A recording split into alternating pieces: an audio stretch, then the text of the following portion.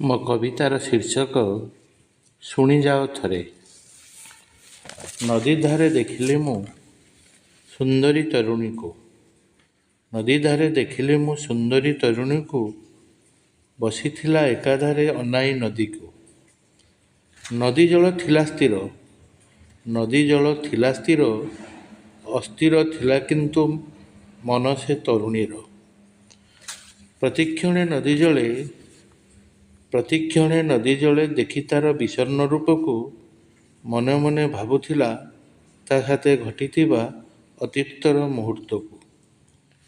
ଅତିକ୍ରମ କରି ଚାଲିଯିବା ବେଳେ ପଛରୁ ସ୍ୱର ଶୁଭିଲା, ରୁହ କ୍ଷଣେ ଶୁଣିଯାଅ ଥରେ ମୋ ମନର ବ୍ୟଥାକୁ। ଚିହ୍ନି ନ ପାରିଲା ପରି ଚାଲି ଯାଇପାର, କିନ୍ତୁ କାହିଁକି ମୁଁ ତୁମର କରିଛି କ'ଣ? ଭଲ କରିଛି ନା ଖରାପ, ଲାଭ କରିଛି ନା କ୍ଷତି? କେତେ ବେଦରଦୀ ତୁମେ? କିଛି ବି କରିନାହିଁ।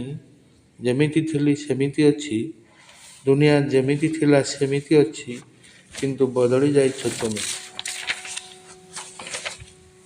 ସ୍ୱାର୍ଥପର ଦୁନିଆରେ ତୁମେ ମଧ୍ୟ ସ୍ୱାର୍ଥପର ହୋଇଗଲ। ପଚାରି ବୁଝିବାକୁ ସମୟ ବା କାହିଁ? କେମିତି ଅଛି ମୁଁ, ଭଲରେ ବା ମନ୍ଦରେ? ତୁମେ ମତୁଆଲା ବାଇଆ ଚଢ଼େଇ ଛାଡ଼ି ଚାଲିଗଲ, ଆଉ ଧରା ଦେବ ବା କାହିଁକି? ମୁଁ କିନ୍ତୁ ରହିଗଲି ପାଳଭୂତ ପରି। ଫସଲଟା ସରିଗଲା ପରେ ଆଉ ଦେଖା ନାହିଁ ସେଇ ସ୍ୱାର୍ଥପର ଚାଷୀର, କି ଦେଖାଯାଉ ନାହିଁ ମୋର ଏଇ ରୂପ ତାର ସେଇ ସ୍ୱାର୍ଥପର ଆଖିକି। ସବୁକିଛି ଲୁଟି ନେଇ